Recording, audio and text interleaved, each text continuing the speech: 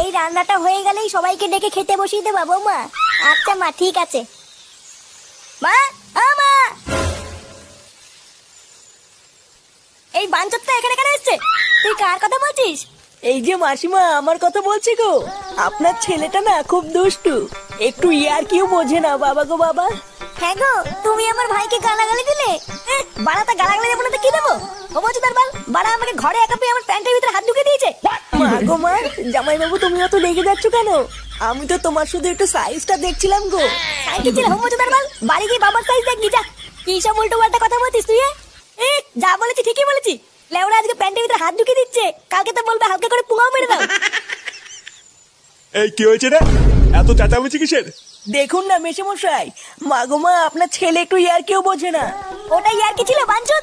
দেখেছেন তো কিভাবে বলছে। দেখো মা, আমি কিন্তু বলে দিচ্ছি, এই চুদির ভাই যদি বাড়িতে থাকে আমি কিন্তু বাড়ি থাকবো না, বলে দিলাম। চোরে বাচ্চা, তুই ঘর থেকে বেরিয়ে যা। আমরা কোনো কাজকর্মের বেলায় নেই, কোনো রোজগার পাতি নেই, আবার বড় বড় কথা। ও বাড়া, মায়ের থেকে মাসির দরদ বেশি, তাই তো? বাড়া এখন তো দেখছি আমার থেকে এই বাড়িতে হোমোচোদার দাম বেশি। লেওনা যেদিন এই হোমোচোদারা তোমার ধুতির ভিতরে হাত ঢুকিয়ে নেয়ানারি করবে সেদিন বুঝবা বালের এই বাড়িতে আমার কোনো দামই নেই।